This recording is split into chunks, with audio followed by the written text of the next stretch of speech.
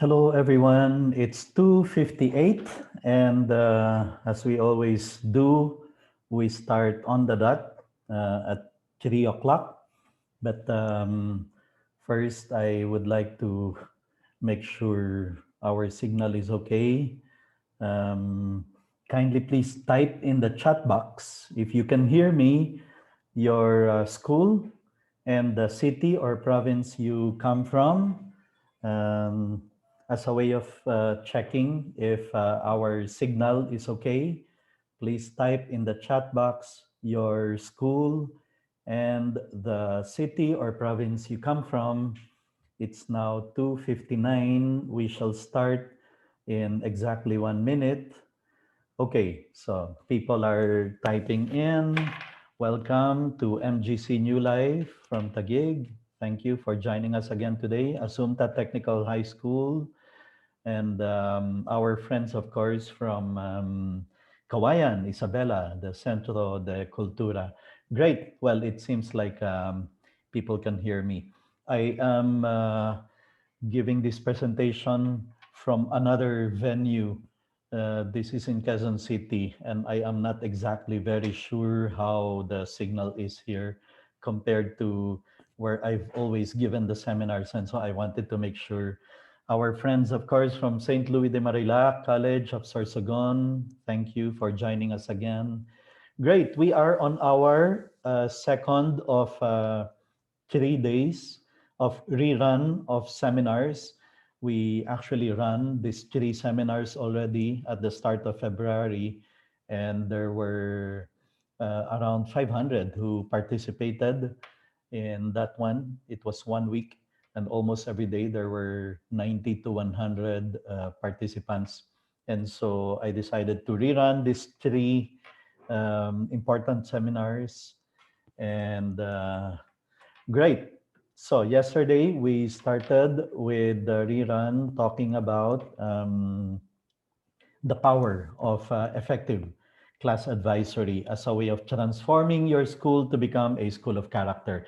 Today we're going to talk about the urgency of character formation, and I'm going to um, rattle you with some facts and realities about what's happening in the world today among the young people in order to drive home the point about the need to take care of character formation. Okay.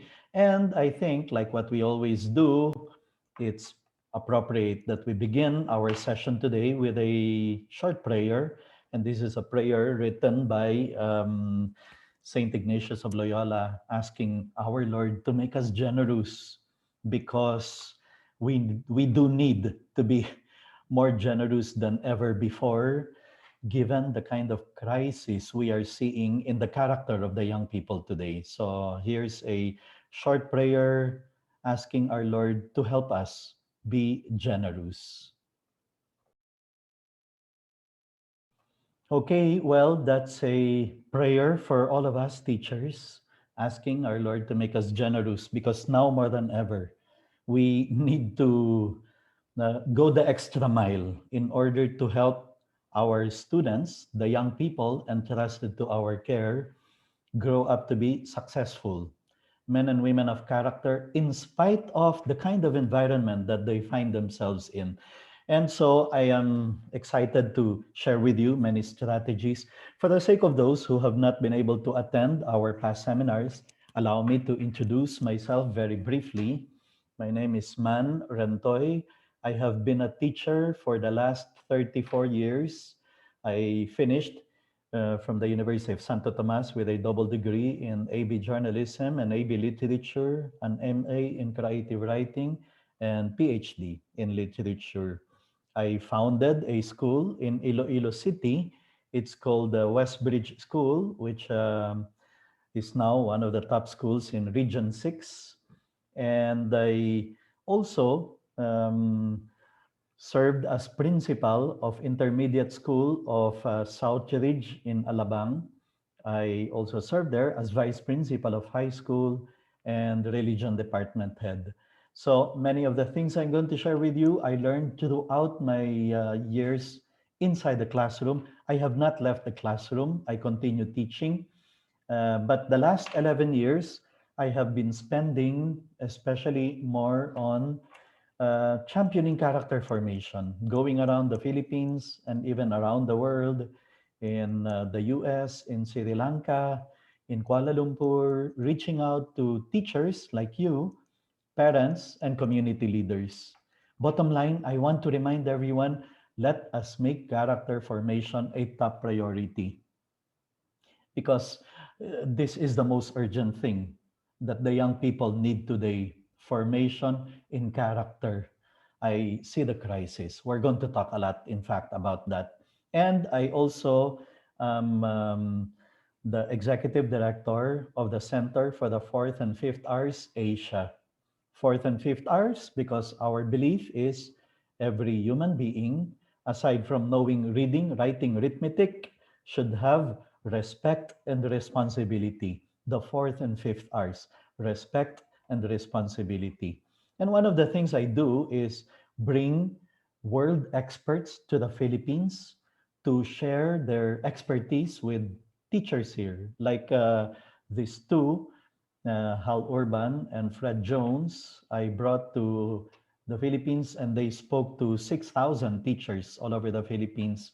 I also brought the number one expert on classroom management, Dr. Harry Wong, with his wife, and they spoke to 7,000 teachers in SMX in 2012. Tomorrow, when I give the presentation on classroom management, I'm going to use his book, the best-selling book on classroom management, as my main source for the presentation. And then I also brought the expert on how to understand and teach the digital generation, which is the young people you have inside your classroom. And then every now and then, I also bring to the Philippines speakers who are experts on chastity, purity, modesty. And this is the biggest one I brought to the Philippines. They spoke to 15,000 young people in World Trade Center on the beauty of chastity, the beauty of purity, and living a clean life. And the other one I brought is Jason Everett, the most powerful speaker on purity. And he spoke to thousands of young people in PICC and around the Philippines. Well, that's one of the things I do, and pandemic is not stopping me from bringing in world experts. That's why my next big event is on April 13 and 14, online conference with Dr. Michelle Borba, raising mentally healthy kids during troubled times. And that's her latest book, Thrivers. Why do some kids thrive even in troubled times? And so she's going to give many, many concrete strategies for teachers and for parents in that conference. If you want to know more about that, you can visit our website, characterconferences.com. Okay, characterconferences.com.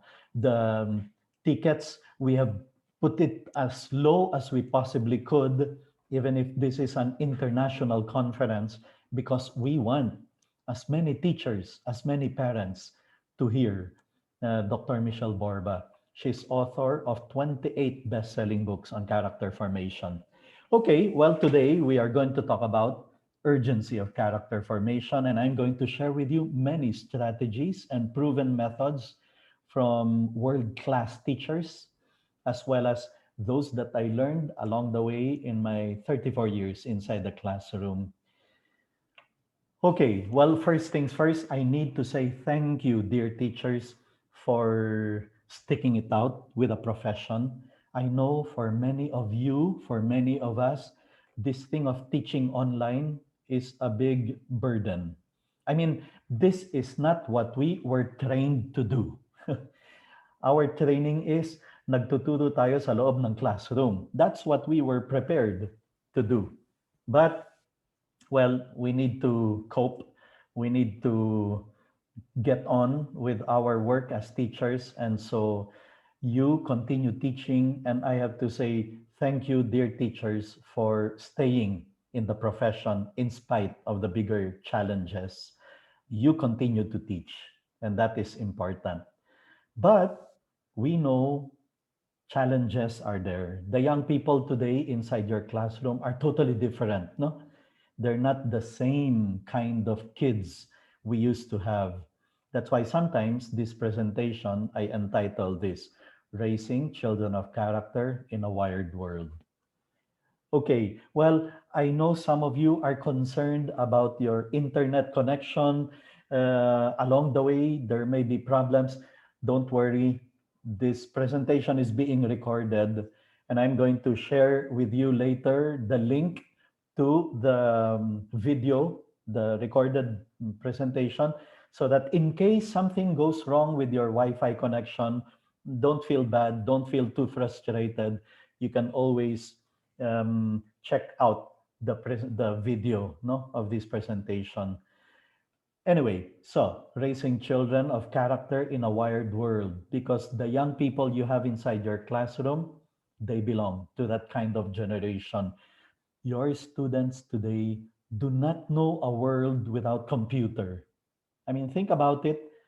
Your students inside your classroom today, when they were born, cell phones were already a very common thing. Children themselves have their own cell phones, very different from when I was growing up. I'm 54 years old, and I only had my first cell phone when I was already 25 or 20, even older, 27 years old. No? But the young people today, as early as, I don't know, age 10, some of them already have their cell phones. I only started using the computer when I was already around 25, 26 years old. Your students today, they were not even going to school yet. They already had possibly their own computer in their home. So it's totally different. We are raising a different generation. Answer it.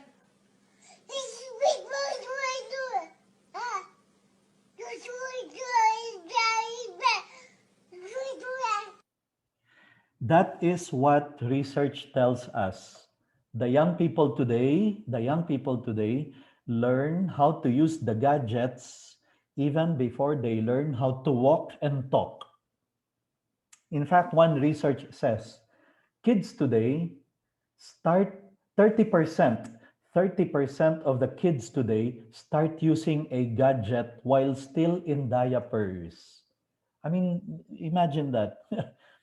30% of the children today start using a gadget even before, while still in diapers, even while they don't know how to talk and walk, and yet they already know how to use the cell phone, they already know how to use the tablet, they already know that there is such a thing as computer. So it's totally different. Binibigay mo pa lang yung assignment sa mga kabataan, marami sa kanila, iniisip na kagad nila, i-google ko yan mamaya. And therefore, some of them tend to shut off. They may not be as attentive. They may not pay attention as much as older people would to someone lecturing. Why? Because the young people today think, anyway, I can access that in the internet. Anyway, I can download that later. Anyway, I can check the internet. I can check Google later on about that topic. And so, teachers, we now have bigger challenge of catching the attention of our students, getting the attention of our students. It's a challenge now. The young people today are so used to multimedia, di ba? You watch the MTVs. They are exposed to a lot of hours and hours of television, movies, videos, YouTube videos, TikTok videos. I mean, it's all multimedia. Suddenly, here comes a teacher entering the classroom with Manila paper as the main medium of instruction. I mean, we don't have backup dancers. We don't have change costume. We don't have light effects. So we now have the challenge of How can I get my students to pay attention, even if I am monologue, even if I am analog, I am not digital. So this is now the challenge we have. And think about it, um, Facebook, for example, YouTube, they're not even 20 years old. 20 years ago, wala pang Facebook, wala pang social media. Ibang-iba ang lifestyle. And yet, our job, teachers, is to prepare the students for 20 years from now, 30 years from now. We are preparing the students for a future we cannot even clearly describe or imagine. It's difficult to imagine how life will be 10, 20 years from now. I mean, what is next? 20 years ago, I never imagined that everyone would have his own cell phone, for example. Or I never imagined 20 years ago that computer will be in almost every house. Almost every household will have access to internet. I mean, I myself, for example, when I started using the internet, I was using dial-up internet. You remember yung magda-dial ka and then when you click on a website, ay maghintay ka. It takes a lot of time. Not today. Today, pag-click nila ng website address and it doesn't load, they think something is wrong with the computer or with the internet. And they get upset, they get angry, they get irritated even. No? So, um, this is a challenge for us right now.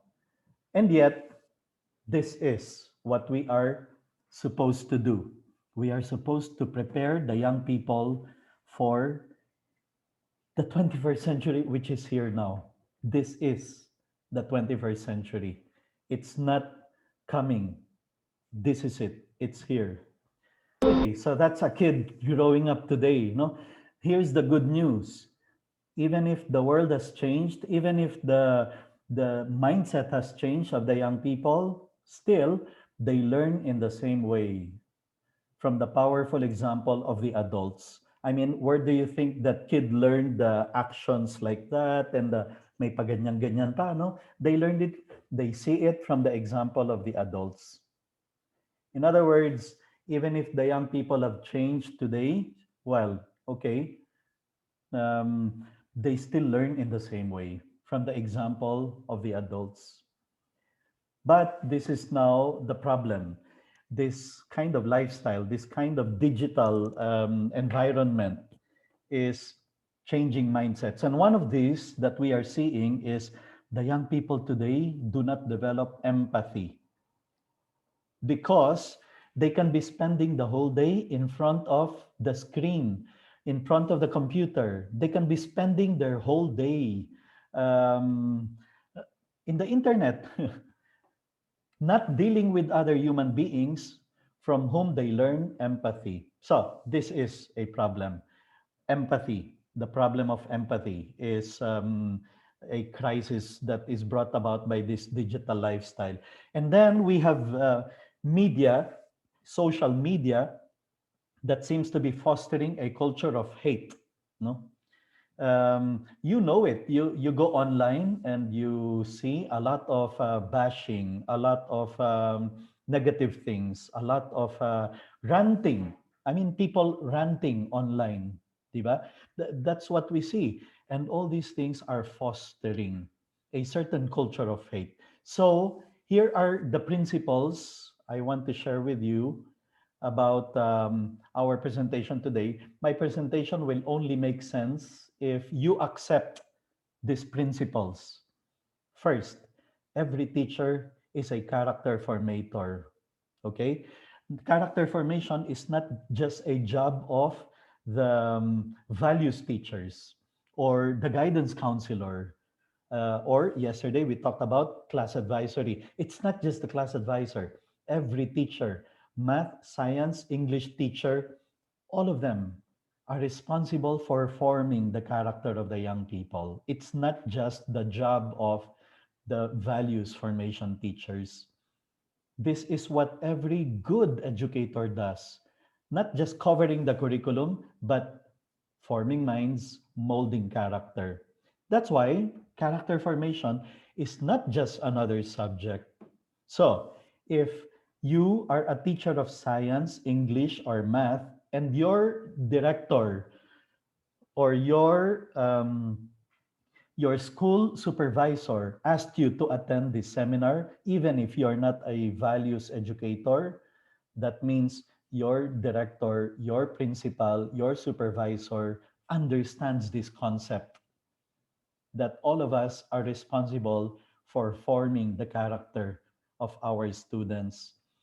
After all, education is not just about covering the curriculum. You see, ang success ng isang teacher is not just to be able to say, ang galing kong teacher, natapos ko yung curriculum. Ang galing kong teacher, natapos ko yung textbook. Ang galing kong teacher, I finished the last chapter. That's good, that's important, but that is not the most important task of a teacher.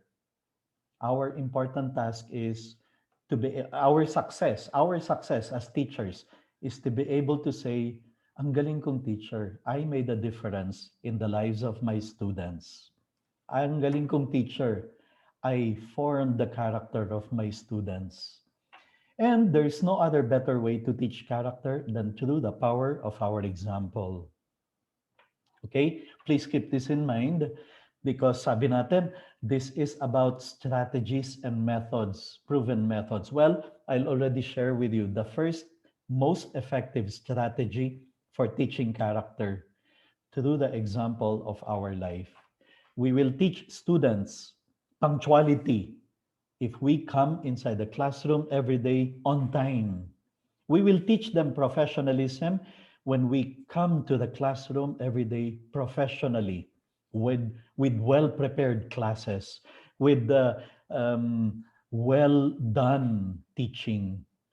We will teach them kindness in the way we treat them with kindness. That's how we form the character of our students. And finally, this is a very important principle. My dear fellow teachers, you are the most important teaching tool inside the classroom. It's not the whiteboard, video projector, the LCD projector, the LED TV that we install. No, the most important teaching tool inside the classroom is the teachers. The way you come inside the classroom and show with your life what it means to be a man or woman of character. We are the most important teaching tool. And in the end, really, the school is only as good as the teachers, as its teachers. Now, here's a problem. Look at the children growing up today and look at the challenges they have to face. I call them not just challenges, but assaults on today's children. Here are problems that young people today have to contend with. One, addiction to video games. Di ba? That's the most common thing, especially among boys. But it's not just among boys, even among girls. They can be addicted to video games.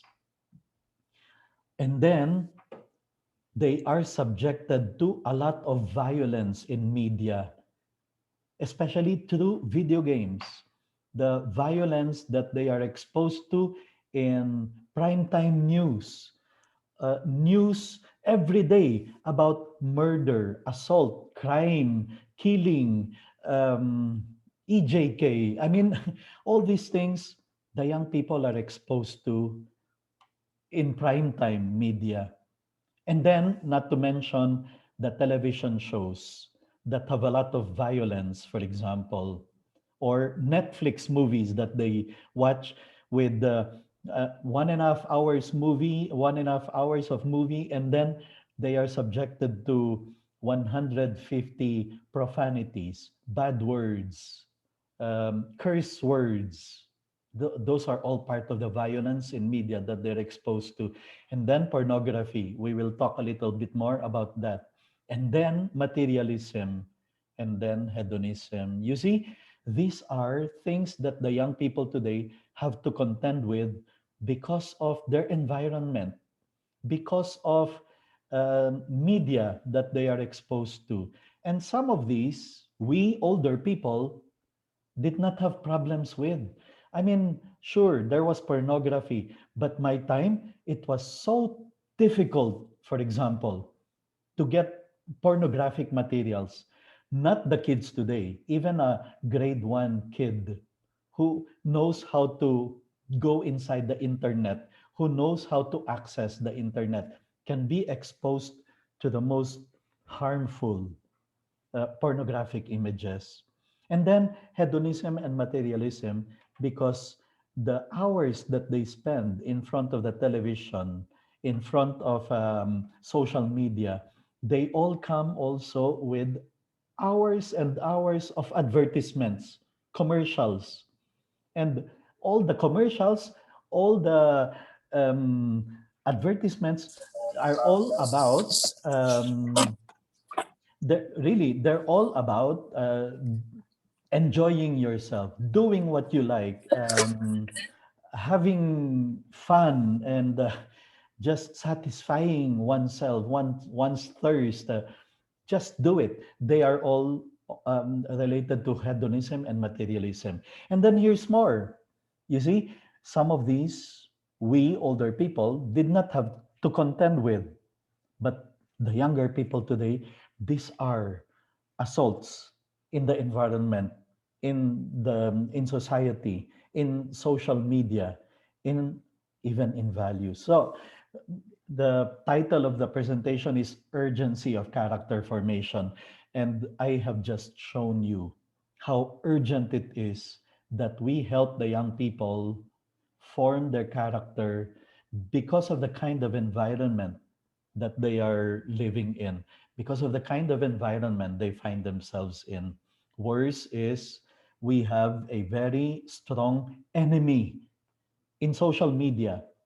I mean, research tells us that the young people today especially, are very much affected by Facebook, Instagram, Twitter, TikTok, Snapchat. I mean, all those things. Some of them have come and gone, but um, the hours they spend online in these things, and there are statistics that tell us that in fact the Philippines is like the social media capital of the world.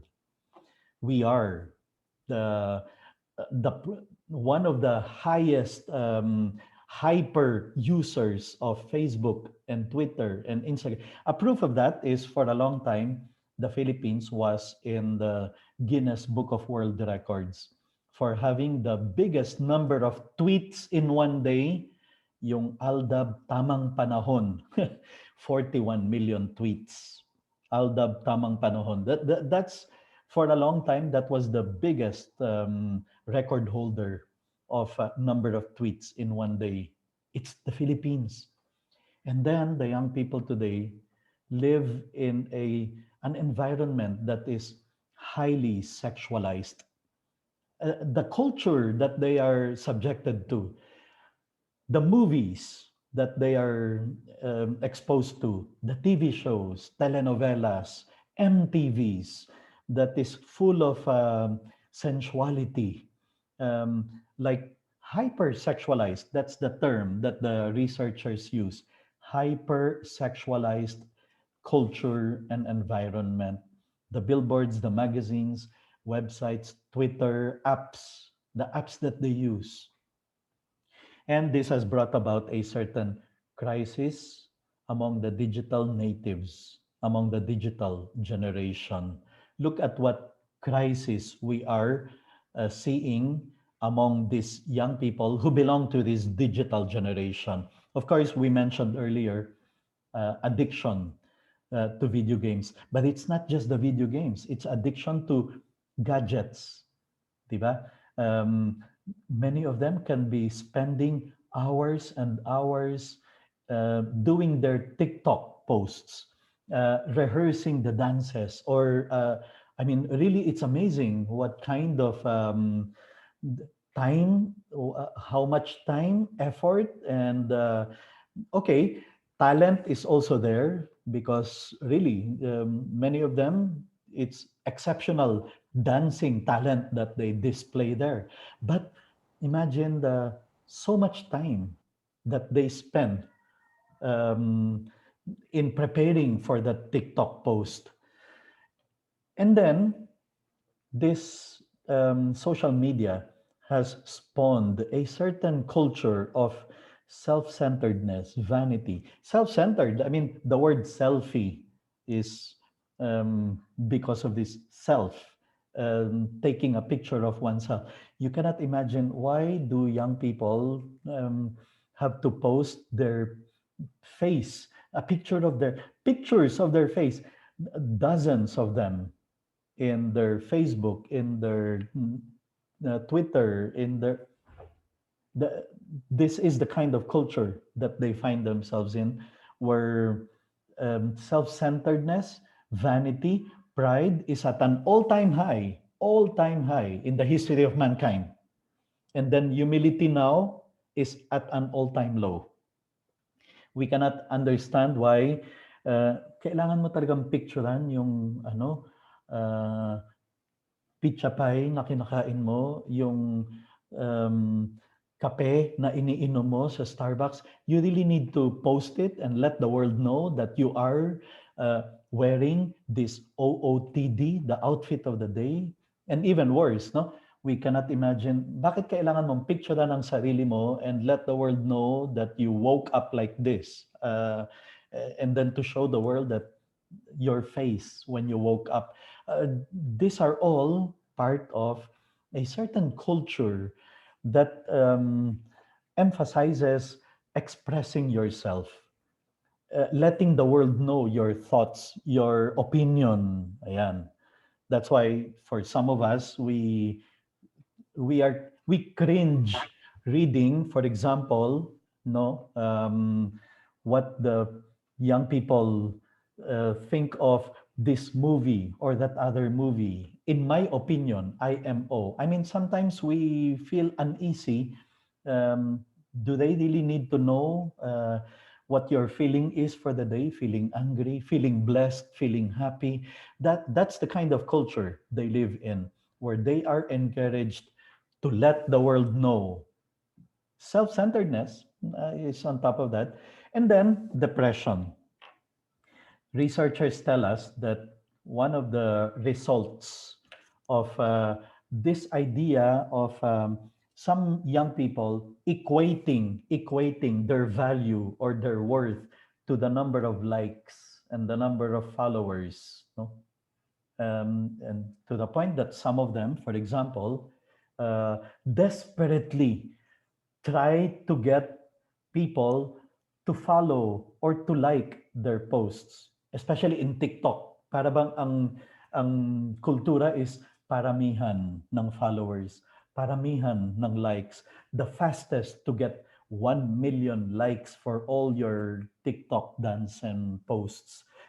And if they don't get it, they feel bad. They start feeling something is wrong with their self-worth, and then depression follows. I mean, 20 years ago, we teachers never had to bother about mental health.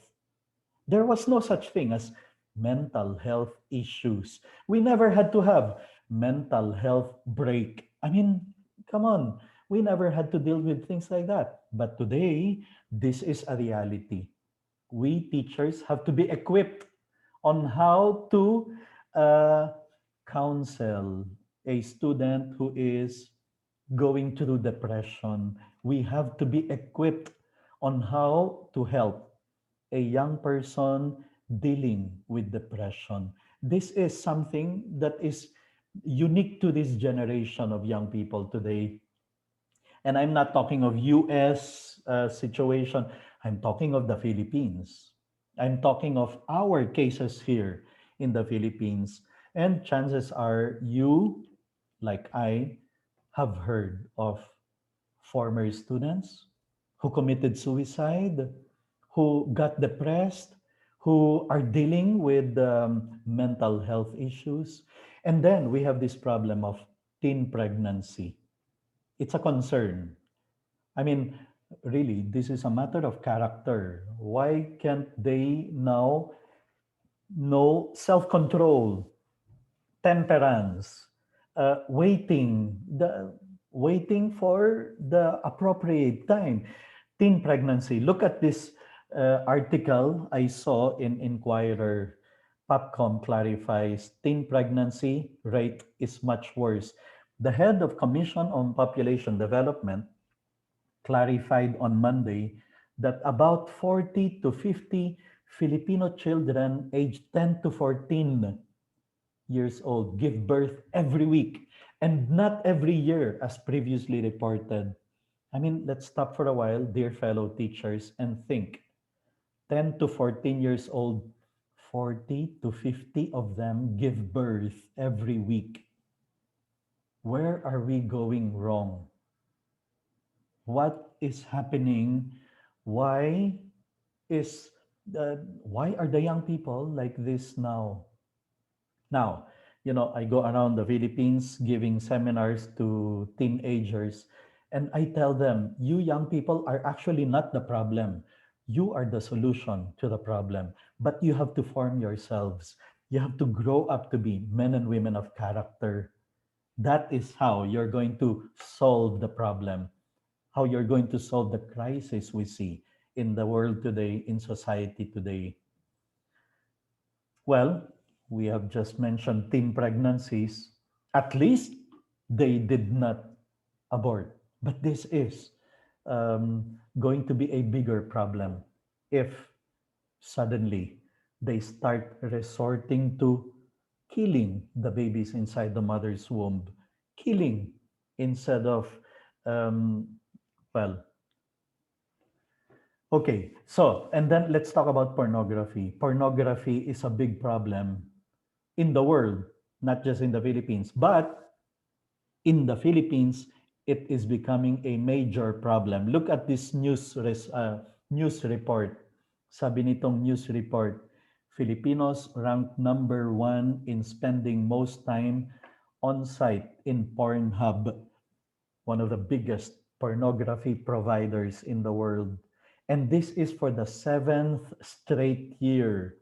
Number one ang Filipinos in hours spent online in Pornhub. This is, I mean, where are the values that we grew up in of modesty, purity, chastity, cleanness of heart? So, here's another news article. Pornhub ranks Philippines first in time spent on site for fifth straight. This is 2018, and the most recent one still lists the Philippines as number one. And then the search of coronavirus in Pornhub, Philippines is in top 10. Okay, all these is brought about by the kind of environment the young people are growing up in.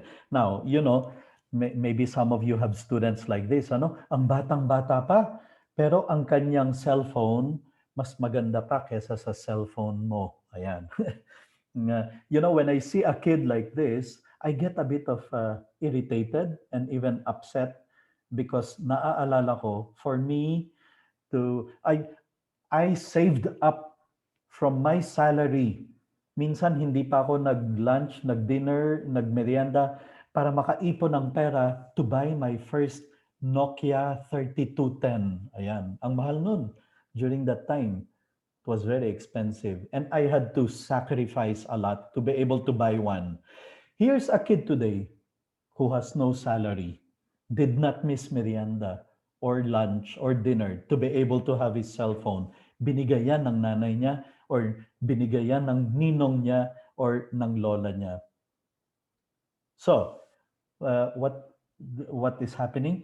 This is at the root of what we many times are accusing the younger generation for: sense of entitlement. Ang lakas ng kanilang sense of entitlement. That's why some of you who are parents, You have kids coming to you, telling you, Dad, Mom, kailangan ko na ng cellphone. Ako na lang ang wala sa bahay, sa klase. Kailangan ko ng cellphone. Ako na lang ang wala sa klase. Aba, para bang I deserve it. I have to have it. It is unfair that I don't have it. That's a sense of entitlement. Or some of you parents had to deal with your children telling you, Dad, Mom, kailangan natin ng high-speed internet, ha? Kailangan ko sa online class ko. Kailangan ko sa homework, project, assignments. Yan. Ikaw naman sasabihin mo, tumahimik ka iyo, grade 1 ka pa lang, assignment, homework, ano ka dyan, project. But that is how they think now. They think they deserve it. They think they have to have it. They must have it. It's a right. They're entitled to it. Sense of entitlement. That is what we're dealing with. But let me clarify, dear teachers, technology is here to stay. Technology is here to stay. It's not going to go away. Itong tablet na hawak nitong bata, it's just going to become cheaper, brighter, more powerful, faster, thinner, but it's not going to go away. It's here to stay. Our job, therefore, is to make sure this kid grows up in control of technology and not the other way around. That technology is the one controlling him, because I'm seeing that even among teenagers today. I know some teenagers today, hindi mapakali hanggat hindi nila nakuha ang iPhone 12. Ayan. Yung bang parang they feel like yung iPhone 10 nila is outdated. They want an upgrade. They want the latest. It's technology now that is controlling their life. It's like technology that is dictating on what they should have, what they should do. As I said, technology is here to stay, and technology people are just coming out with more and more apps, more programs. Technology people are coming up with more and more apps and more programs for kids still in diapers. I mean, that's the way the world is working, is functioning now. Okay? Yung bang hindi pa nga pinapanganak, ayan, they are being manipulated to be technocentric. Di ba? Hindi pa nga uh, nasa loob pa ng sinapupunan ng nanay and they are already being trained to be technology dependent. This is the kind of world that we're living in right now. So, itong selfishness, self-centeredness, the culture of highlighting the self, this is something very unique to this generation. There is what we call a lot of pageantry of vanity. Pageantry of vanity. Yung bang ang hina-highlight is the self, training them to be vain. I mean, all these things were not there 10 years ago, 15 years ago. We didn't have these things. And sometimes we don't understand why do you have to take a picture of your food? Just eat it. Yan. Or even worse, no? Some young people today would go live in Facebook, go FB live, waiting for people to watch them, waiting for people to say, Ate, Kuya, pa-shout out naman. I mean, what do they get from the shout out? No, we wonder. Or young people who equate, as I said earlier, who equate self-worth, self-importance with the number of followers, the number of likes. um, Crowdsourcing. This is very much a part of the mindset of the young people today. They post their, anyone has, I'm now in Tagaytay. Any recommendation for a restaurant? I mean, anong pakialam ko kung anong gusto mong kainin, ano? Why don't you just eat whatever you like there? Kailangan mo pa bang ipaalam sa buong mundo na naghahanap ka ng anong kakainin mo? Or in my opinion, IMO of young people posting what they think about the movie that they just watched. Para bang suddenly everyone is an expert in movie reviews? I don't know. Or sharing their feelings, what they this is something unique to this generation, and this is the generation of people inside our classroom today, people who have that constant craving for connection. That's why some of your students cannot wait to get out of the classroom, given the old setup. Or they cannot wait for the online class to finish because they want to check this website. They want to check their Facebook. They want, or even worse, is simultaneously, because you have no way of checking while you are supposed to be lecturing to them. They are checking their Facebook, they are checking their TikTok, they are scrolling through their wall. And in the US, it's becoming a real problem. Um, you have 11 teenagers dying every day because of texting while driving. And the young people do not live for the moment. They live for the foment. Ayan. Moment for the phone. Kaya pag nanood sila ng concert, anong ginagawa? Aba, they take a video. Why? Because they get a bigger kick out of posting in social media what they watched in the concert. In other words, they are more excited about letting the world know that they attended a concert, and there is greater joy when people start commenting, uy, nandiyan ka pala sa concert, wow, ang lapit mo sa band, kakainggit naman, inggit match, ayan. So uh, they they it's a moment for the phone. While we older people, when we watch a concert, you enjoy the moment. You enjoy the live presentation, the live concert. Okay, so all these are contributing to the kind of certain crisis we're seeing in the world today. And then things are not getting even better when we consider the fact that you have more and more students coming inside your classroom, and they come from broken families, for example. I mean, I have seen this in my 34 years inside the classroom. In the last few years, I have more and more students coming inside my classroom, and they come from broken families or single parents, or maybe hindi naman naghiwalay. It's just that the mother is in Dubai, the father is in Saudi. I mean, I had a student na ang nagpapalaki sa kanya yung kapitbahay, because both parents preferred to be able to work abroad. I mean, it's just different when the parents are not there, when the parents are absent. And we are seeing this as a problem. So then, okay, let's talk about strategies and methods. What do we do now? The topic is urgency of character formation. And the first part I have shown you, ay oo nga, napaka-urgent nito. Now more than ever, we need to form the character of the young people.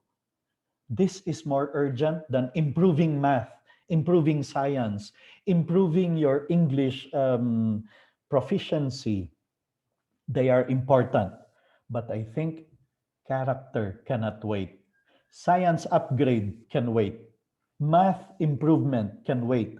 But character, now, because of this crisis we're seeing, this cannot wait.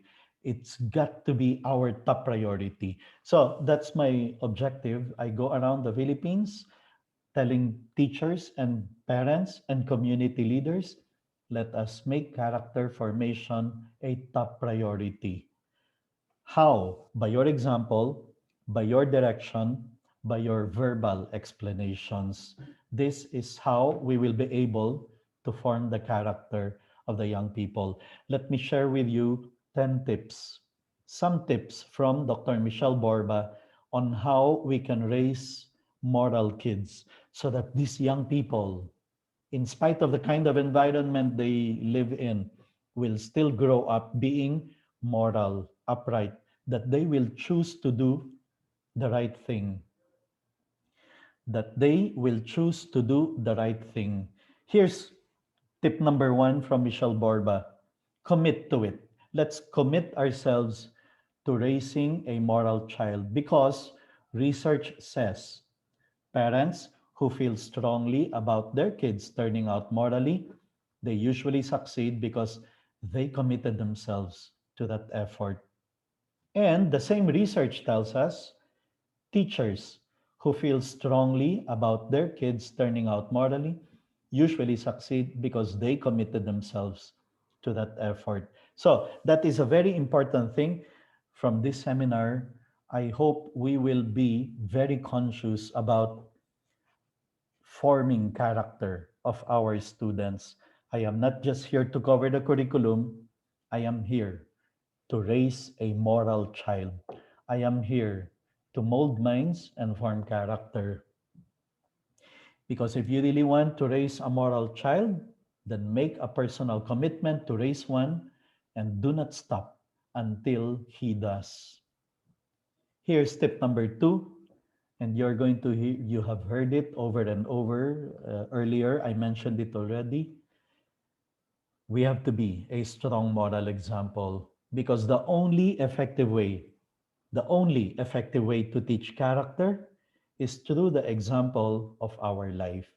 When we show the young people through our example what it means to be kind, to be respectful, to be responsible, to be hardworking, from the example of our life, they learn all these things.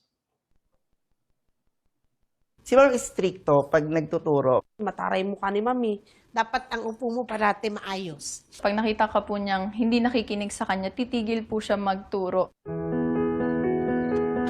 Ako ay isang guro sa Makati High School. Itinuturo ko biology, physics, chemistry, and general science. Alas 4 ako gumigising. Kailangan mo talagang mag-alat ng 4 hours kasi malayo nga yung biyahe.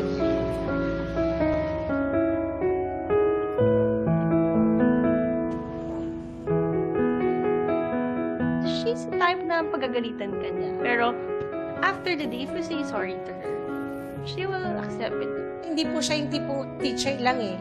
Kasi naging nanay din namin siya, best friend, kaibigan. So, ganun po yung banding namin. Si Mrs. Santiago nagsasalita yan sa amin na kung anong gusto niyo paglaki, mag-aral kayo mabuti, magiging kayo. Wala nga po akong, Mom, tapos siya, parang pinaramdam niya po sa akin na huwag kang susuko kasi nandun naman po siya para gabayan ako. Yung father ko po, namatay na po siya. Si Mrs. Santiago, tinutulungan niya po ako na magkaroon ng pamasahe sa buong linggo. Hanggang ngayon po, siya pa rin yung nandyan. Papasalamat ako kasi naging part ka ng kung ano ko today. Siya rin yung nagpipilit na magtapos ako ng pag-aaral.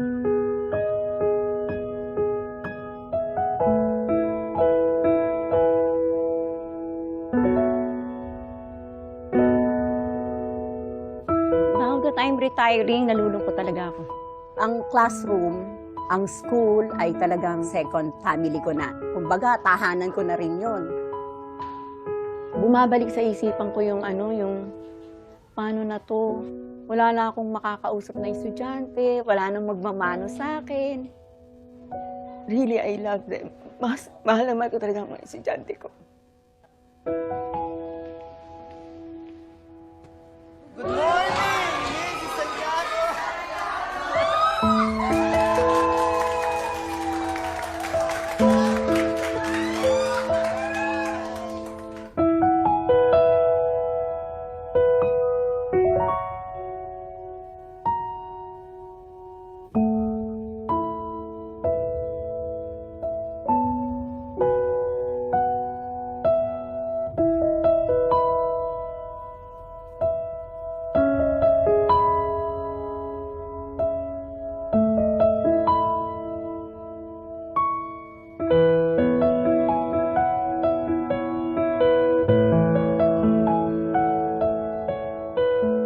pagtuturo, andun yung fulfillment. Alam mo, may role kang nagawa para sa kanila.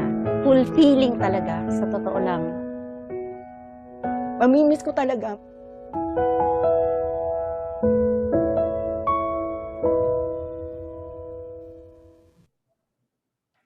Okay, so that's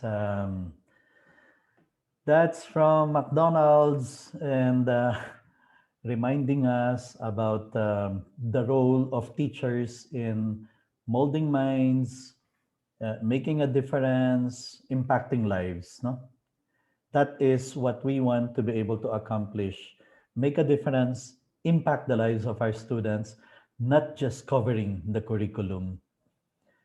Each day, we have to ask ourselves, if my student had only my behavior to watch, what example would he catch?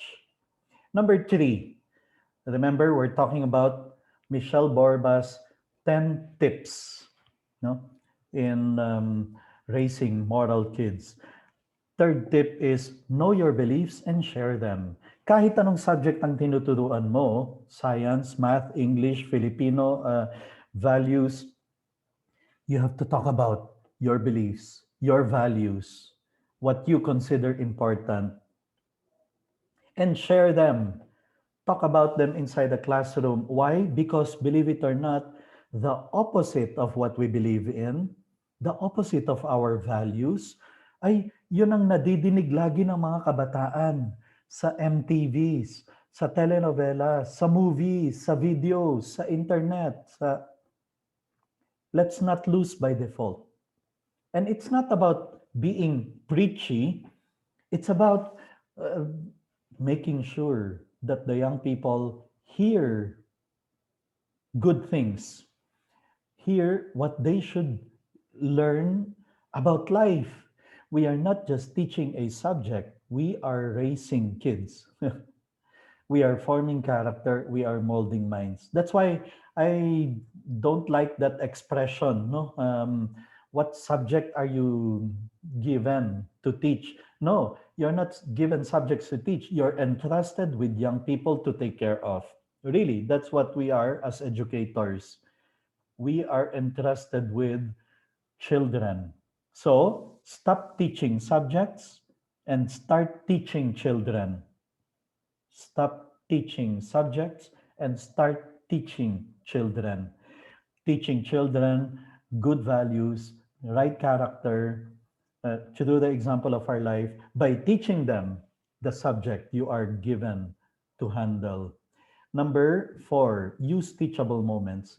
And really, every moment we are with our students is a teachable moment. At every moment, they are watching your reaction.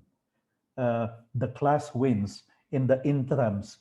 The way you react to the situation is teaching them what it means to be humble or to be humble in victory. If the class loses, the same. The students are waiting. What will be the reaction of ma'am? Will you be depressed? Will you be angry? Will you be frustrated? That moment is a teachable moment. Number five, use discipline as a moral lesson. I mean, instead of going around just you detained, you suspended, I heard you teasing your classmate, you're detained. Well, that's discipline. Rather than just disciplining, we use moral lesson. We call on the person, you know, I heard you teasing your classmate. How would you feel if you were the one being teased? How would you react if your classmates make fun of you? You see, you're using that opportunity now to teach a moral lesson rather than just simply sanctioning, punishing, giving detention. Use discipline as a moral lesson. And then expect moral behavior at all times. I have this strategy before I start an exam with my students. I tell them, okay, class, I'm going to distribute the test papers now. I expect everyone to be honest. I I expect that you will not even think about cheating there. You are expressing that as an expectation.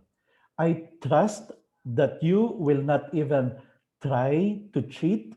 So it comes out of our mouth that at all times we expect moral behavior.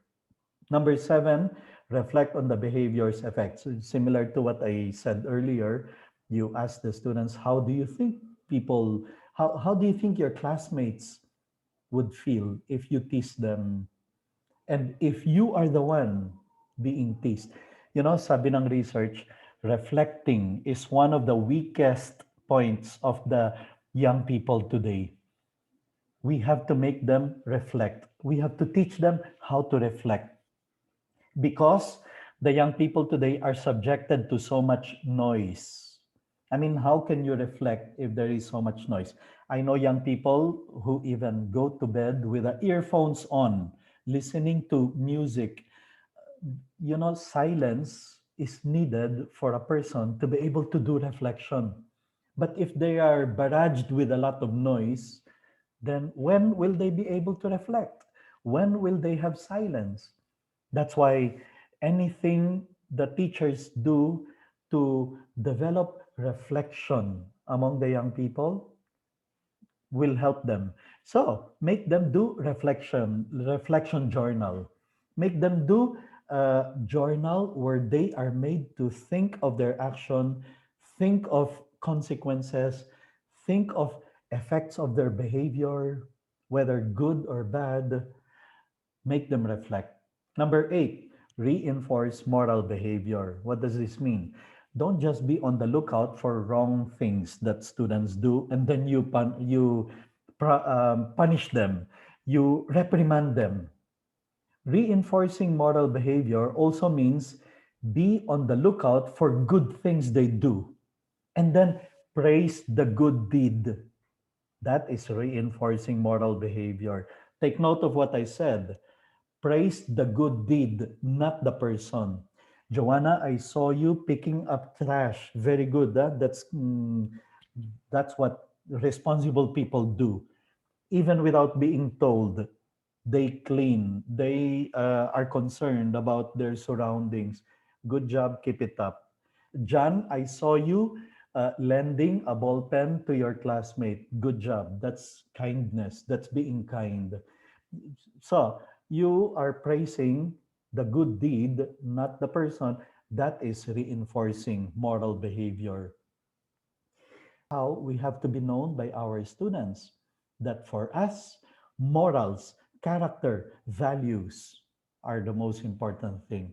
And then finally, tip number 10 from Dr. Michelle Borba, incorporate the golden rule.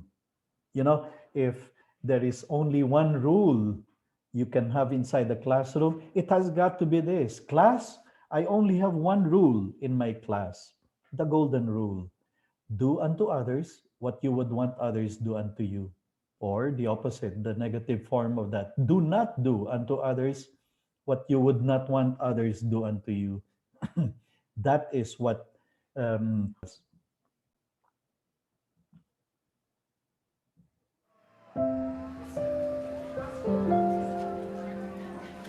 Siguro, napapaisip ka kung saan nila kinukuha ang kanilang tapang.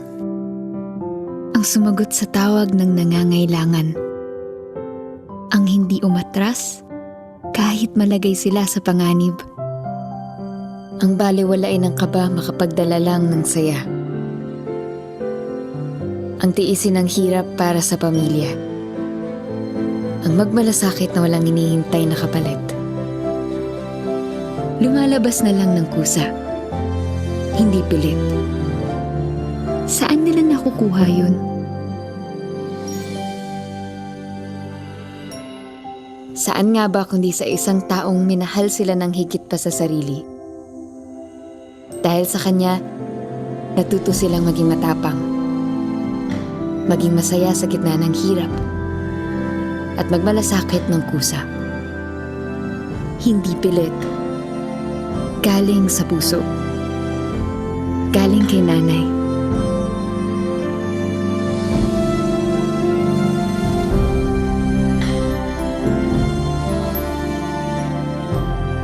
Dahil sa kabutihang nakuha nila kay nanay, lumaki silang mga bayani.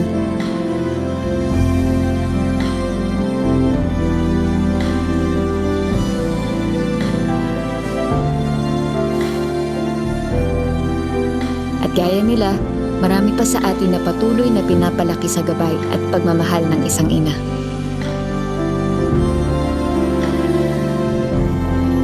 Para sa lahat ng ito, maraming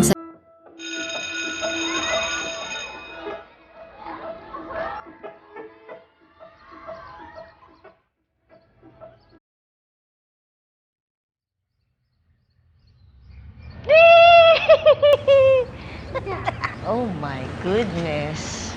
Tawa ka pa. Eh, alam mo naman, pag dumi, ayaw ni Mami, di ba? Di ba? Oh, ba't nag... That's you!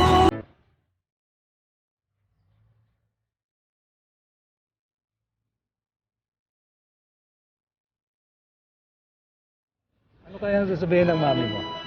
Hindi ba siya magagalit? Alam ko po magagalit siya, pero maging honest na lang po ako sa kanya. Yun ang mabuti. Okay? High five? Oh, okay. Salamat, ha? Salamat po. Bye-bye. Bye! Bye.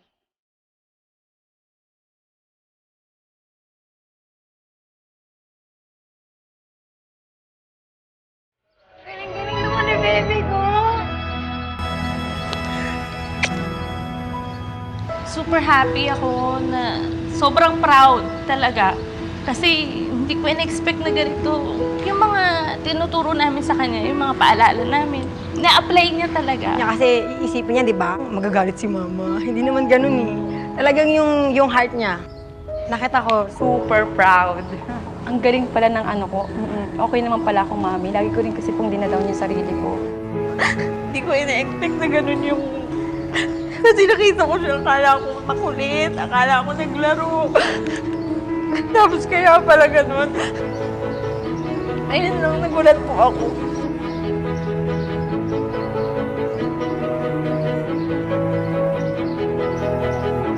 Hello po. Sige po. Ba't ka umiyak? Eh, kasi kala ko nagkulit ka dun. Ayun naman pala, nag-help ka naman pala kay Lolo.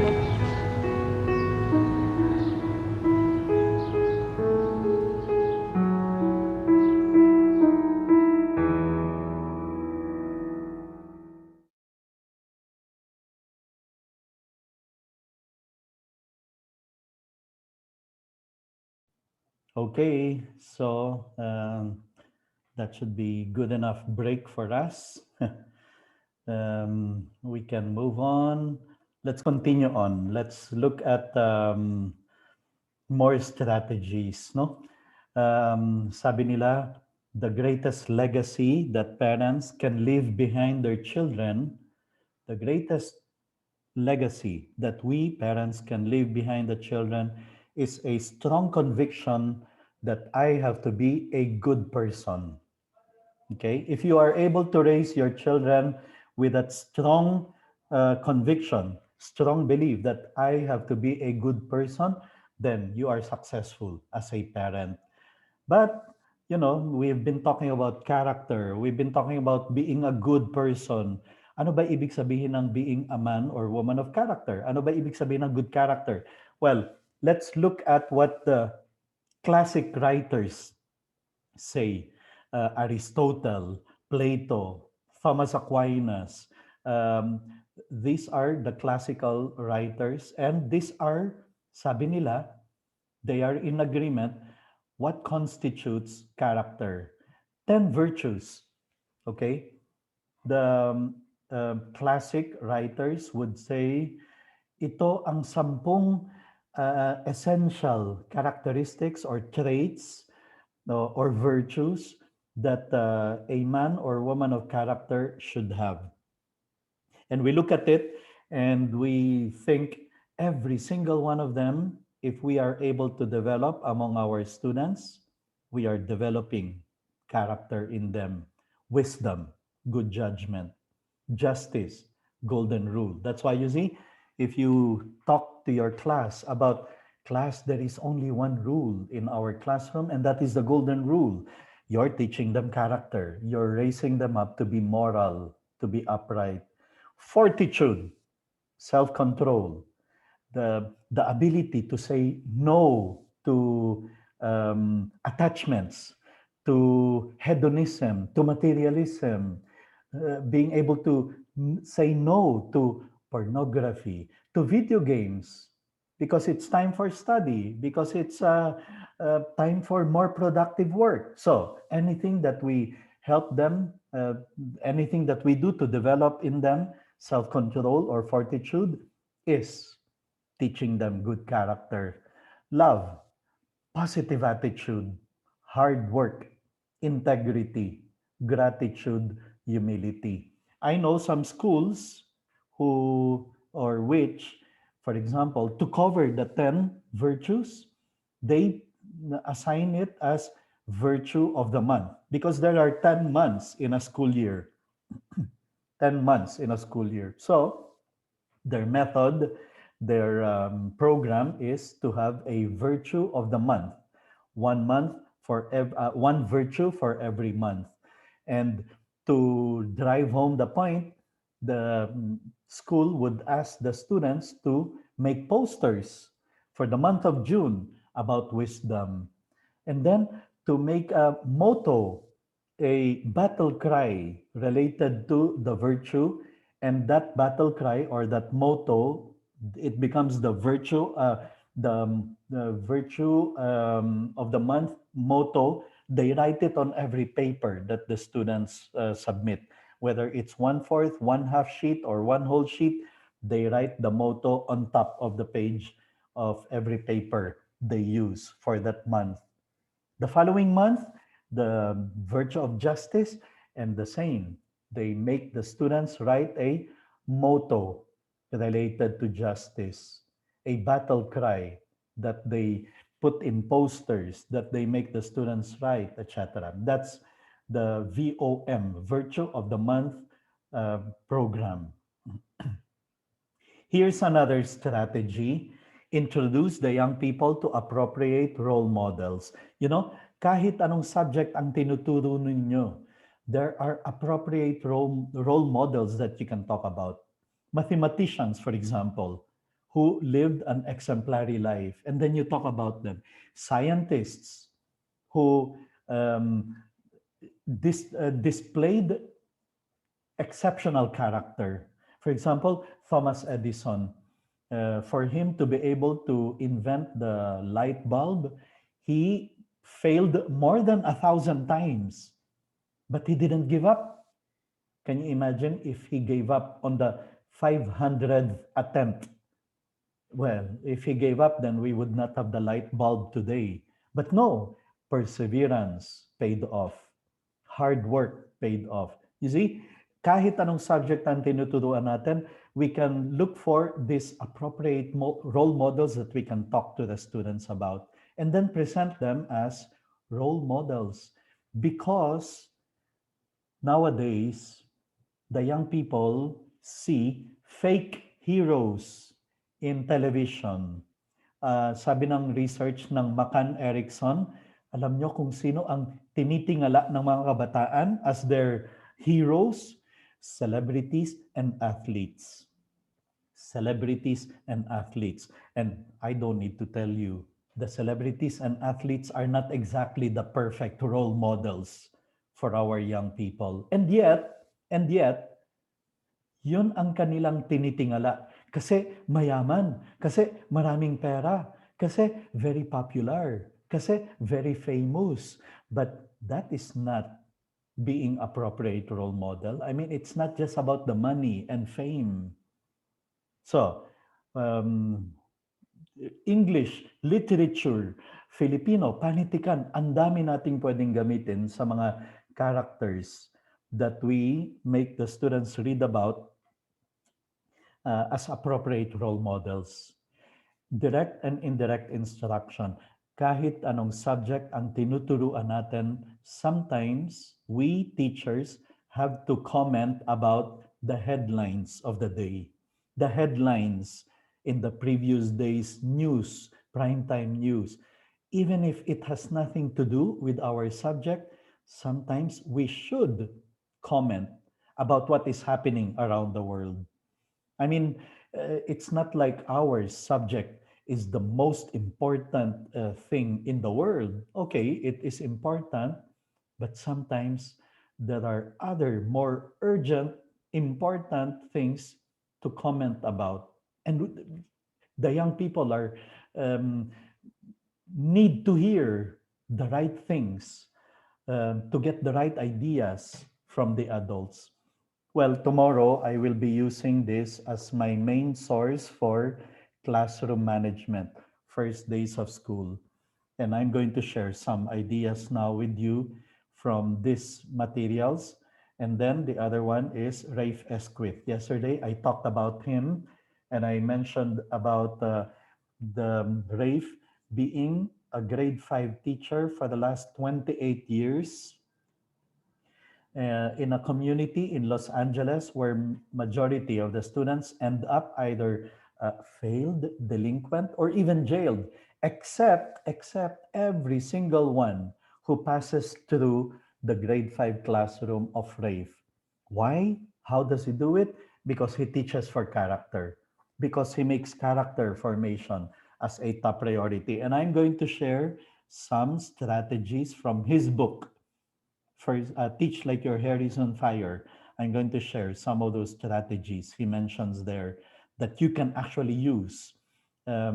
Majority of his students are um, English as second language students. No, they are not native speakers of English, and yet, every single one of them is able to publish a book by the end of grade 5 with his class. And as I said yesterday, the bell rings at 7:30 to start the day, but all of them are inside by 6 a.m., excited to do math and English drills. The bell rings at 3:30 for dismissal, but all of them prefer to stay up to 6 p.m. rehearsing for a Shakespeare play because they are all part of his strategies to teach for character. And then the other source is this, Hal Urban's Lessons from the Classroom, 20 Things Good Teachers Do. I hope to be able to, in the last 30 minutes, share some of those strategies with you. Okay, let's start with the first one from Rafe Esquith. Sabi ni Esquith, develop in the young people delayed gratification.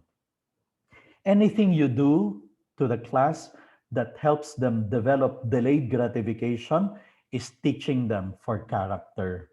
And he has some concrete ways to develop that. For example, you should talk to them about the two marshmallow experiment. You remember this experiment? Two marshmallow experiment. The adult brought kids inside a room and hindi nila alam it's a one-way mirror that they are being observed. And the adult gives all of them two marshmallows each. Tapos ang instruction, okay kids, all of you get two marshmallows each. I'm going to leave you, the adult will tell them, I'm going to leave you, and when I come back, if you have not eaten your marshmallows yet, you're going to get two more. But if you already ate it, you're not going to get any anymore. Okay? As soon as the adult leaves the room, some of the kids ay talagang walang delayed gratification. Kinain ang marshmallows. Walang self-control. Walang temperance. Kain kagad, no? Some others did not touch it. And in fact, used some strategies para hindi sila matempt. They did not look at the marshmallows. They distracted themselves. They did not touch it. Yan. Now, that's not the experiment yet. Sinundan nitong researchers ang buhay nitong mga bata. 15 years later, they discovered those who had delayed gratification, hindi kinain ang marshmallows, they have self-control, were high achievers were successful, above average performers.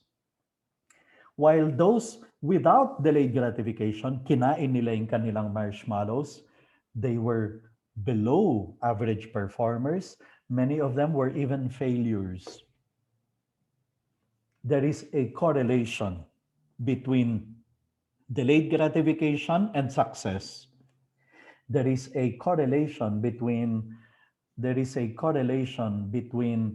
delayed gratification and achievement. So, anything you do to develop in the students delayed gratification will help them become successful, will help them in their character. They repeated this experiment, they repeated this with different kinds of kids, with different economic backgrounds, but the results are always the same. 15 years later, those with delayed gratification were achievers, were successful, were above average performers. By talking about this with the kids, they will realize and understand the importance of delayed gratification, self control, temperance. And when they develop this, you are preparing them for success.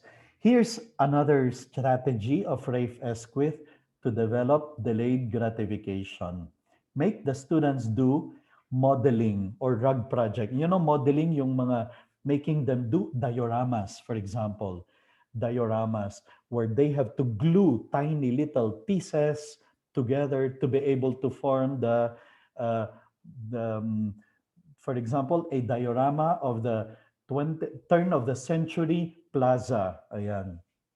Or a model, doing modeling, making a diorama of these chemical bonds in chemistry. Or kahit anong subject na tinuturuan natin, we can think of projects that will make them do modeling so that they will be attentive to details, that they have to carefully piece together different. Hindi pwedeng mamadali yan. They have to do it with a lot of presence of mind. And the rug project, like you make them do the map of the Philippines using a rug where inch by inch they have to put the right colors in the right place. That's rug project. Hindi pwedeng mamadaliin. They have to be attentive to details. They have to do it slowly and with presence of mind. That's developing delayed gratification. Here's a strategy of Rafe Esquith to help them develop delayed gratification. He would make them, during break times, do board games like chess. Hindi pwedeng mamadaliin yan. You have to study your moves. Every move, you have to study very well. You have to be one step ahead of your opponent. And then, hindi pwedeng mamadali. You have to wait for your opponent to make his move before you can make yours. Delayed gratification. Here's another one, jigsaw puzzles. Especially those puzzles with 1,000 pieces. Na if you put the pieces in the right places, you form the Colosseum. You form a picture of Mona Lisa. You form a picture of the one president or another. Hindi pwedeng mamadaliin yan. You have to study every single piece and make sure you put it in the right place.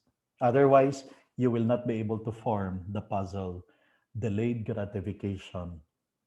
Here's a strategy of Rafe Esquith that develops delayed gratification and environmental intelligence, care for the environment, gardening. And yet I know in many places, in many schools, they have removed this from their curriculum. And yet it's one of the most powerful ways to teach delayed gratification. Hindi pwedeng mamadaliin ang pagtatanim, ano?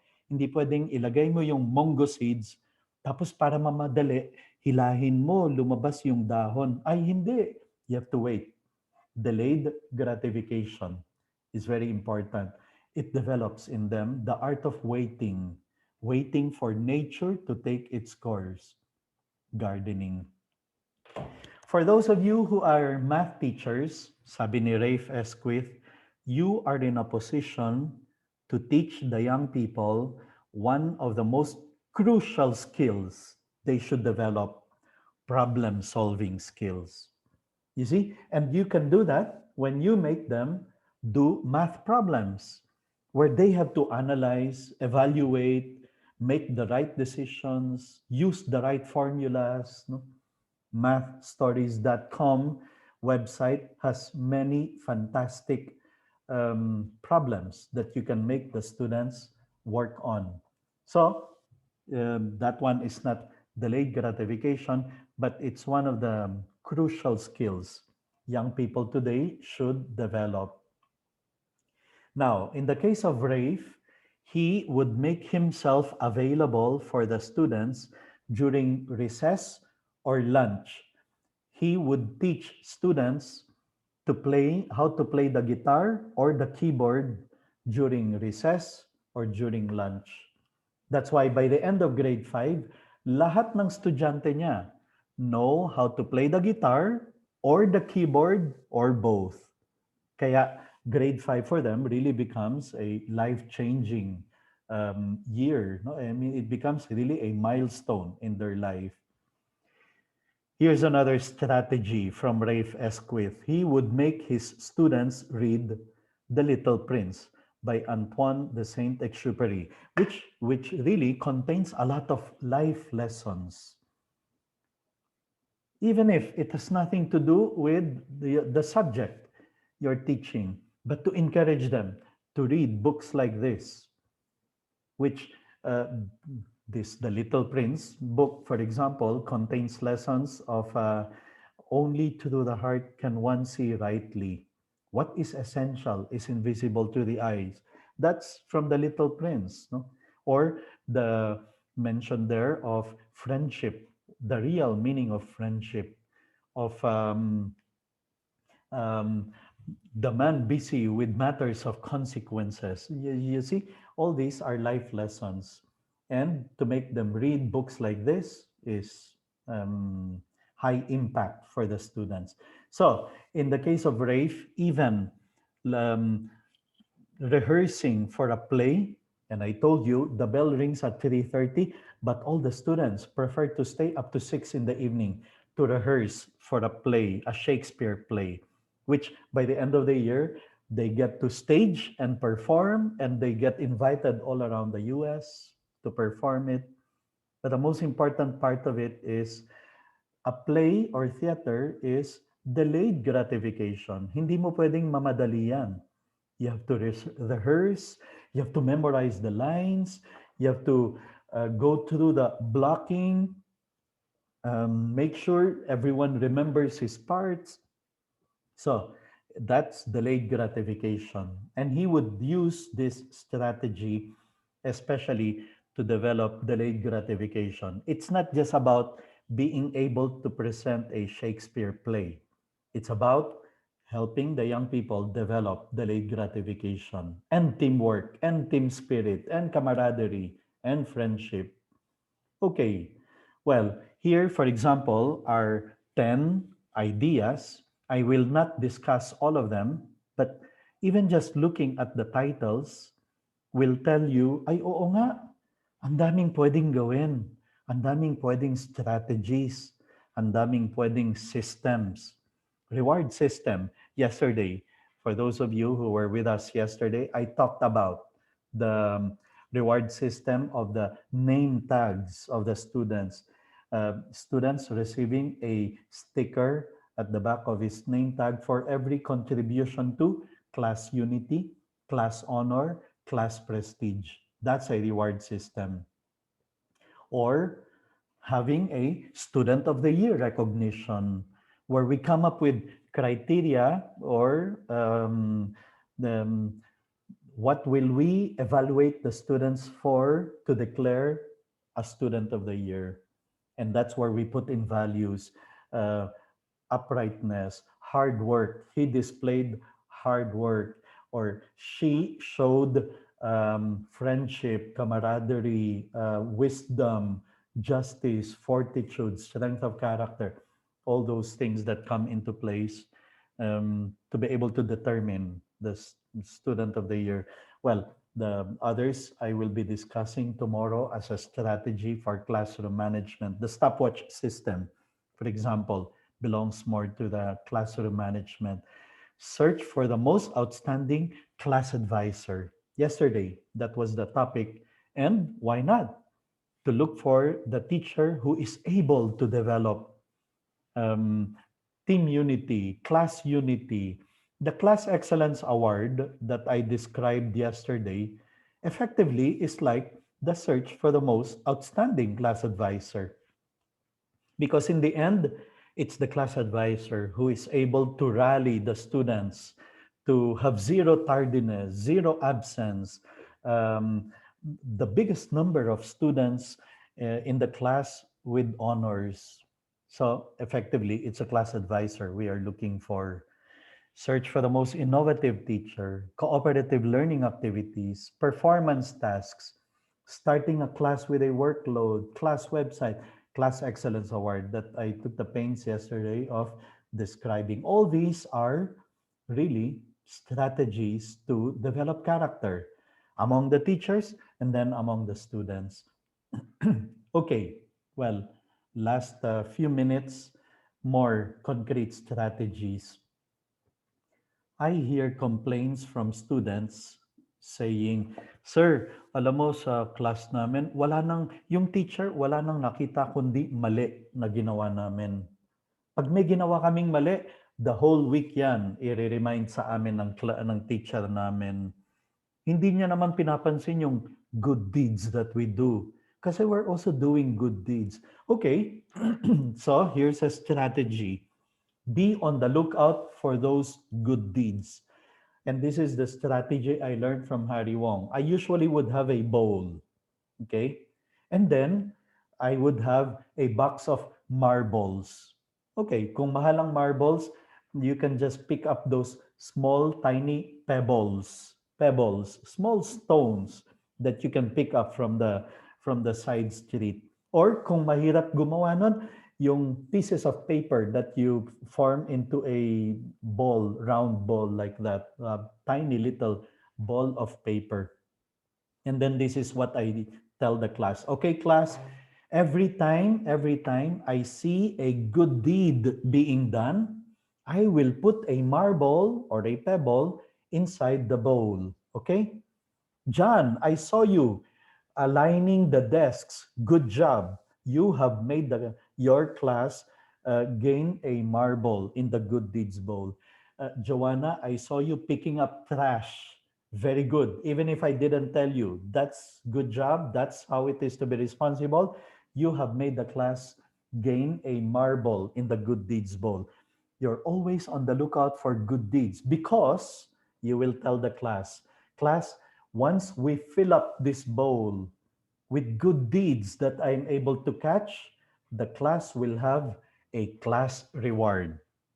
Whether it is a class reward of we will watch a movie related to the lesson in history, in social studies, in literature, or I'm going to give you a 30-minute free time where you can play board games or we will play quiz bee, or we will have group work activities that is fun as a class reward. So in other words, you are always on the lookout for good deeds being done by the students. And you know what will happen? Some students will now start doing good deeds in order to catch your attention because they want to fill up the bowl. I love a class where the students are trying to outdo each other doing good deeds, where they are trying to do a lot of good deeds that will catch my attention. And it's amazing.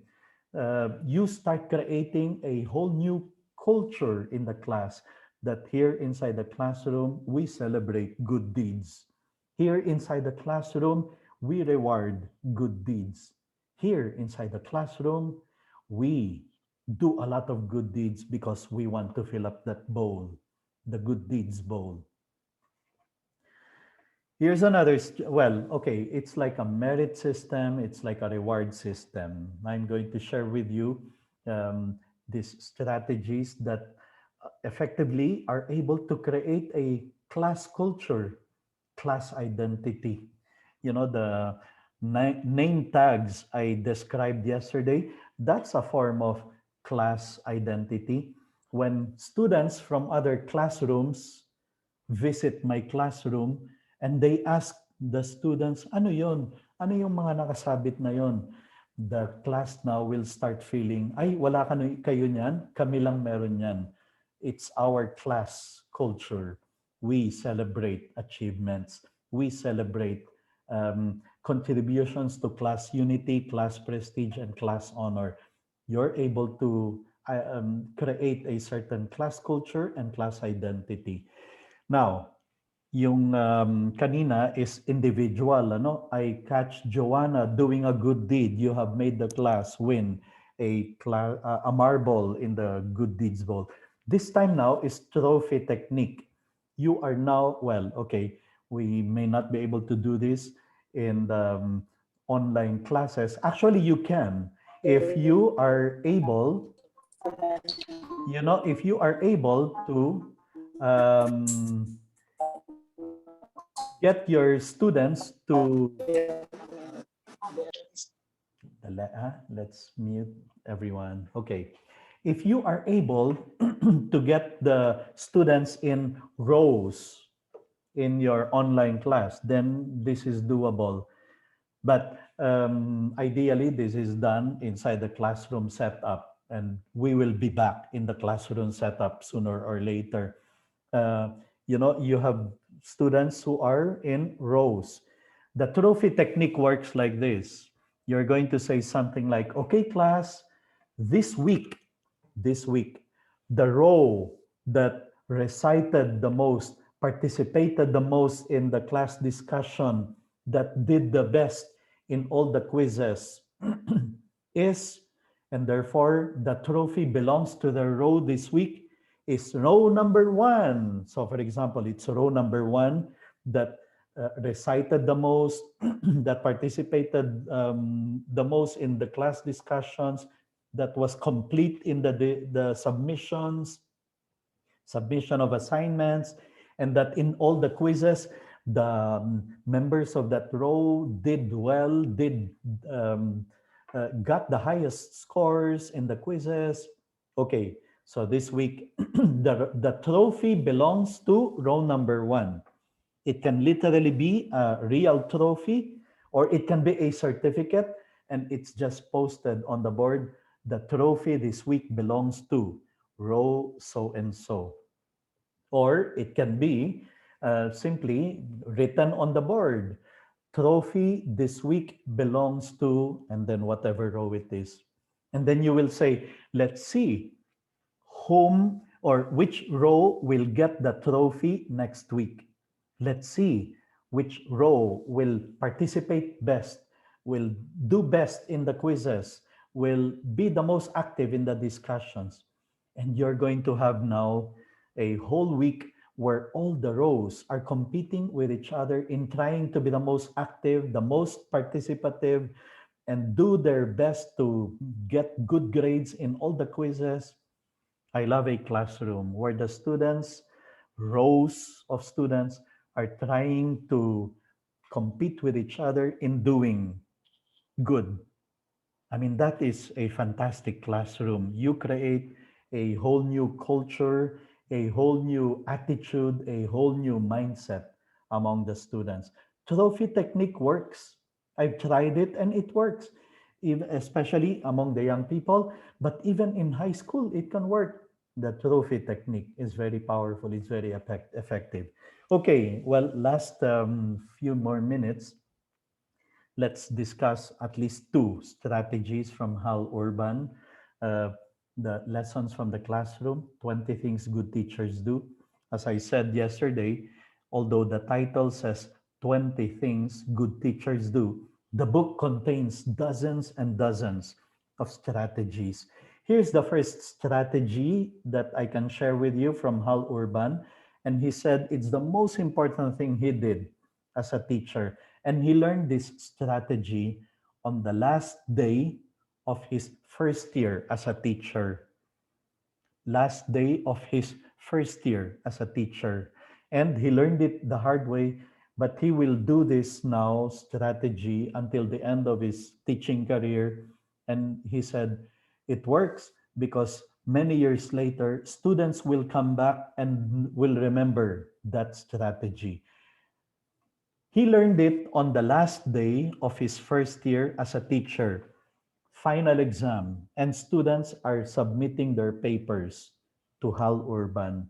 Here came a girl submitting her paper, and Hal Urban at that moment realized, I don't remember even the voice of this girl. I don't even remember talking with her.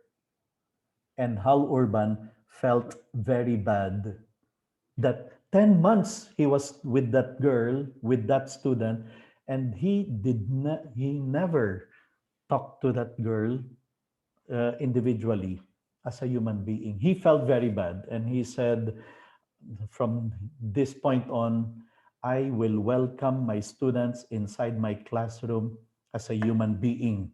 And that's what he did. The strategy of Hal Urban. He would welcome every single one of his students inside the classroom every day with a handshake. He will welcome every single one with a handshake. And he will do that for the next 22 years that he was inside the classroom. And he said it's not a waste of time because that is the only way he was able to make sure that he dealt with every single one as an important human being. Because George Isaac Brown said, never let the demands of your job cause you to forget that each one of your students is a feeling, thinking human being. For education to be effective, it must be personal. And John Dewey said, the deepest urge in human nature is the desire to be important. So he said, it's not a waste of time shaking the hands of every single student inside the classroom as they come in or as a way of welcoming them. I know what some of you are thinking. Some of you may be thinking, ay, ang dami kong students. That's a lot of time wasted. Well, I emphasize, it's not a waste of time because of what we just read, the two quotations. Now, some of them did not like a shake of hands.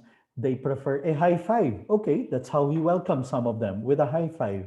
Some of them prefer a fist bump. Okay, then that's how he welcomed them. Some of them preferred a hug because they never get a hug. So, in your classroom, how can you welcome every single one of them like a human being? Okay, if there are so many of them, maybe being able to give eye contact with every single one is good enough. Maybe some of them prefer a mano po. Good. Then make them do the mano po. It's not a waste of time. With that eye contact, with a shaking of hands, with a smiling.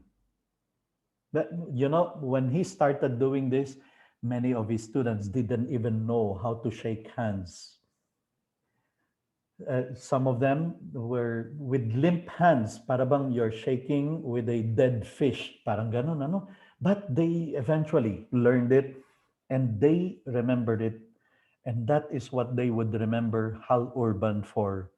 The teacher who welcomed them inside the classroom like a human being. And every single one of them felt their importance thanks to this strategy of Hal Urban.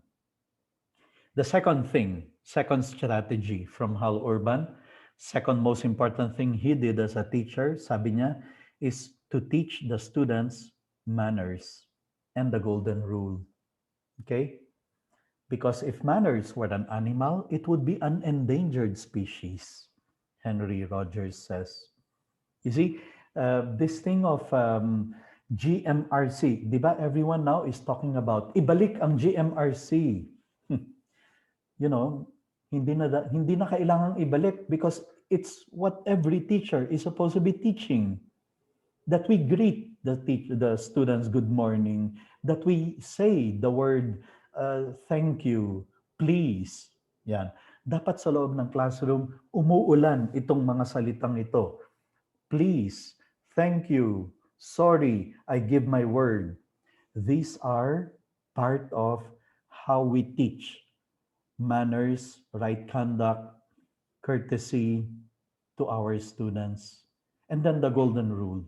We have to continuously talk about the golden rule inside our classroom. It continues to be a very important matter, a very important lesson. Okay, well, I will not be able to cover this because of lack of time. Now more than ever, the work of formation is urgent and important. Let's continue learning strategies. There are very many strategies. You can download this PowerPoint presentation in the Facebook page that I'm going to share with you. The first step in teaching moral intelligence is by being a moral example. I know some of you are thinking, grabe, ang dami palang dapat gawin. Ano? It's not just about teaching a subject. Well, okay, there are two roads ahead of us. One that leads to one is a road that leads to a place where people have no character. They abuse each other. They use each other. They step on each other. They even hurt each other there because there's no character. There is another road that is more difficult. It's more work for teachers. It's more effort. But at the end of that road is a place where people have character. They support each other. They help each other. They respect each other. And people have sense of responsibility. It's a choice.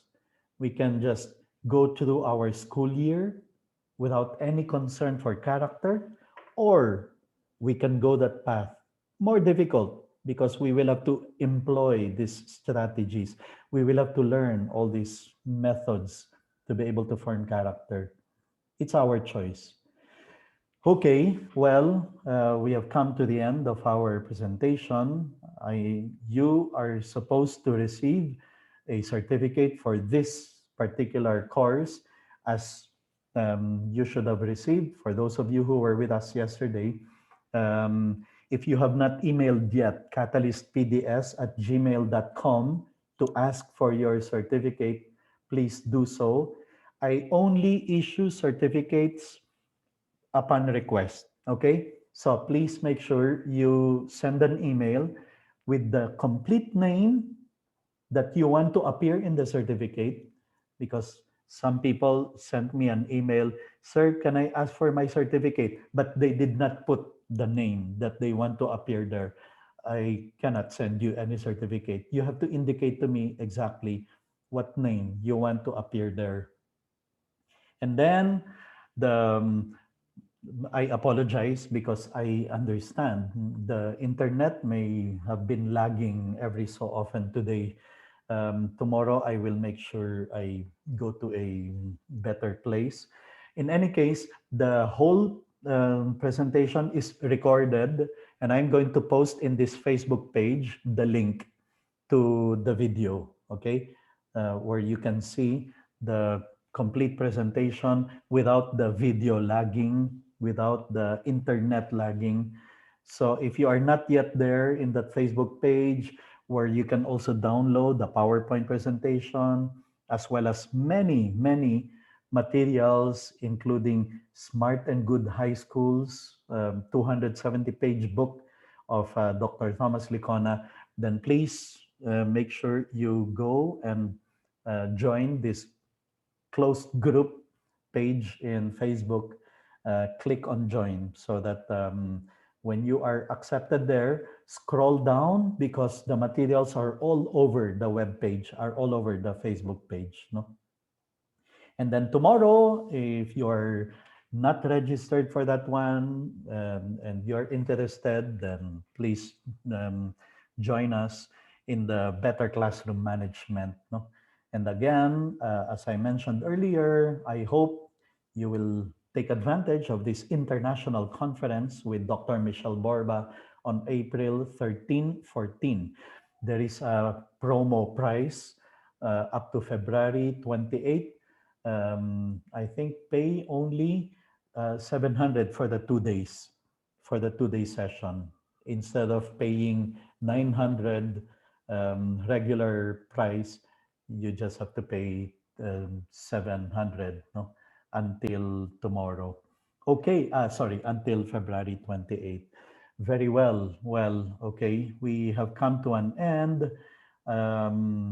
We come to the part where I am going to take a picture of our attendance.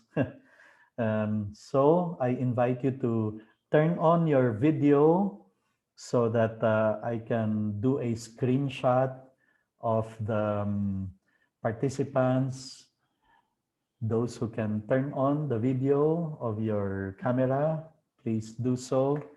And I am going to take a screenshot of page 1, and then turn on your videos, those who can, and I will take a screenshot of page 2. Very well. Great.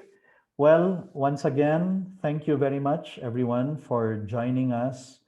My apologies for the um, unreliable internet connection today. But as I said, anyway, the whole video presentation, the recorded video of this presentation will be uploaded in that Facebook page. You can access it maybe in 1 hour, so that in case there were parts that you got disconnected or I got disconnected, you can catch the whole presentation there. Okay, well, thank you, and I hope to see you again in some of our future seminars. Join us in the Facebook page so that you receive information on the information on our other future seminars. Okay, thank you very much, and I will end this meeting in five, in 5, 4. Thank you very much, everyone. Please stay safe. Don't get sick. Don't get COVID. 3, 2, and God bless everyone. 1.